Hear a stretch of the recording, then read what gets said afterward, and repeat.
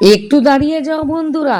একটি লোক একদিন শনি ঠাকুরের অপমান করেছিল, আর তারপর জীবনে যা ঘটলো তা শুনলে তোমাদের শরীরে কাঁটা দিয়ে উঠবে।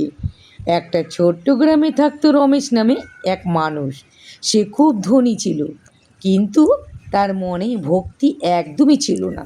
গ্রামের সবাই প্রতি শনিবার শনি ঠাকুর এর মন্দিরে যেত, পুজো করত। কিন্তু রমেশ সব সময় বলতো, এসব পাথরের মূর্তি, এগুলো কিছু করতে পারে না। একদিন শনিবার গ্রামে সবাই মন্দিরে গেছে। রমেশ বন্ধুদের সাথে হাসতে হাসতে বলল, আজ আমি প্রমাণ করব এই শনি ঠাকুর কিছুই না। সে সরাসরি মন্দিরে ঢুকে গেল আর সবার সামনে শনি ঠাকুরের সামনে দাঁড়িয়ে বলল, যদি সত্য শক্তি থাকে তাহলে আমায় শাস্তি দাও। মন্দিরের হঠাৎ এক অদ্ভুত নীরবতা নেমে এলো। সবাই ভয়ে কাঁপতে লাগলো। কিছুই হলো না, কিন্তু কিছুই হলো না। রমেশ হাসতে হাসতে বাড়ি ফিরে গেল। পরের দিন থেকে শুরু হলো অদ্ভুত ঘটনা। প্রথমে তার ব্যবসা হঠাৎ বড় লোকসান হলো। তারপর বাড়ির মধ্যে অশান্তি শুরু হলো।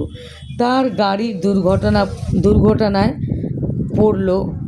অল্পের জন্য সে বেঁচে গেল। সে ভাবল এগুলো কাকতালীয়, কিন্তু ঘটনা থামল না।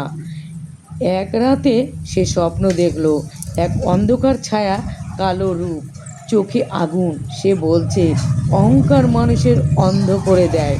রমেশ ঘুম থেকে উঠে ভয়ে কাঁপতে লাগলো। এইবার সে বুঝতে পারল সে ভুল করেছে। পরের শনিবার সে কাঁপতে কাঁপতে মন্দিরে গেল।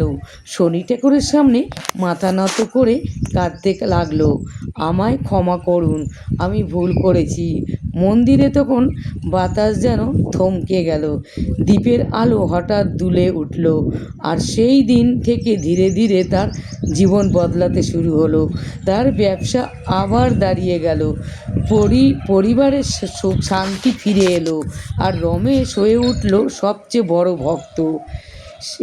এই গল্পটা আমাদের শেখায়, শনি ঠাকুর কখন অন্যায় করে না, তিনি শুধু কর্মের ফল দেন। যদি আমার এই ভিডিওটা তোমাদের ভালো লেগে থাকে তাহলে অবশ্যই একটি কমেন্ট রাখবে, জয় শনিদেব। তুমি শনি ঠাকুরের বিশ্বাস করো তাহলে এই ভিডিওটা স্কিপ করো না, আর একবার জয় শনিদেব লিখে দাও কমেন্টে। দেখো জীবন কি পরিবর্তন আসে তোমার।